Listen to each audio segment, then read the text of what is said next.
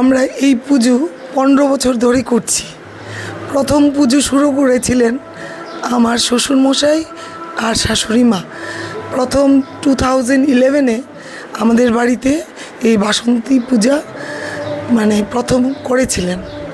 তারপর থেকে আমরা এই পূজাকে বাৎসরিক পূজা হিসেবে করছি, চালিয়ে যাচ্ছি, যতদিন পারি করার ইচ্ছে আছে।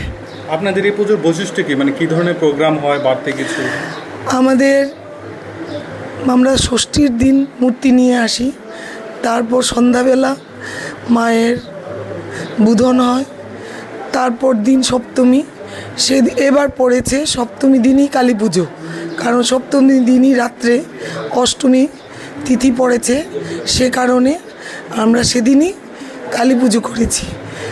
তারপর অষ্টমী গতকালকে ছিল 2:05 থেকে সন্ধি পুজো।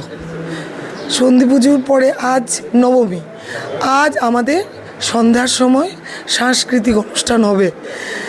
আমার বাড়িতে বিভিন্ন শিল্পীরা আসবে, এসে শ্যামা সঙ্গীত পরিবেশন করবে। উনিও করেন, আমার ছেলেও করে। ওরা নজরুল ইসলামের ভক্তিমূলক গান বেশি করে, তা বিশেষ করে মায়ের গান। উনিও কি গান করবেন? হ্যাঁ, আজকে করবে। আর এই পরিবারের না, বাইরের শিল্পীও আসবে। বাইরের বিভিন্ন ভালো নামি দামি গুণী শিল্পীরা আমাদের বাড়িতে আসেন, এসে মায়ের গান করেন। আর এবারে গতকালকে আমাদের রাজ্যপাল মহোদয় এসছিলেন। আজকে আমাদের চিফ জাস্টিস মহাশয়, তাছাড়া গৌড় সাহেব আরেকজন জাস্টিস, চিফ সেক্রেটারি, ডিআইজি ওরা এসছিল, ডিজিপি ওরা এসছিলেন। দিল্লির কথা বল। আর দিল্লি থেকে আমাদের এখানে সপ্তমী পুজোর দিনই চলে এসছেন সুপ্রিম কোর্টের একজন অ্যাডভোকেট, এখন অ্যাডভোকেট, উনি আগে কর্নেল ছিলেন। উনার রিটায়ারমেন্টের পরে উনি প্র্যাকটিস করছেন সুপ্রিম কোর্টে, উনি এখন আসছেন।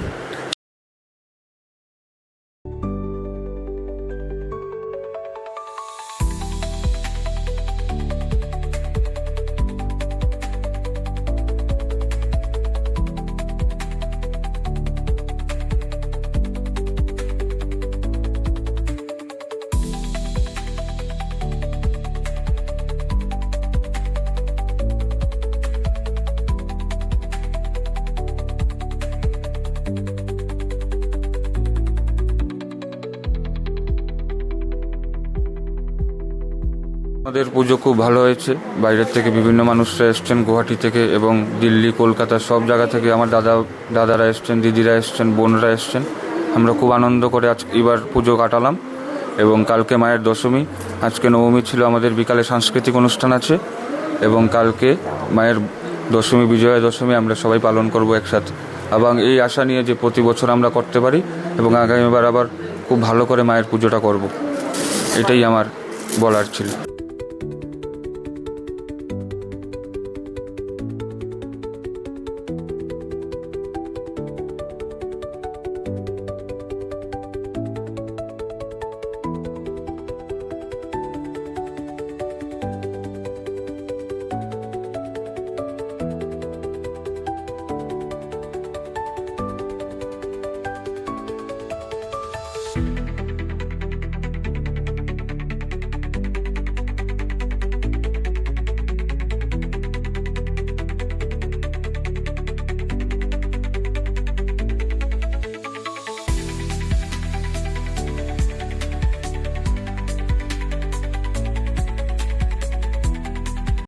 আনন্দ আর ভালোবাসার দীপ্তিতে গড়া সমুজ্জ্বল পরমা, ঠিক তোমারই মতো। শ্যাম সুন্দর কোম্পানি জুয়েলার্স, আগরতলা, উদয়পুর, ধর্মনগর, কলকাতা।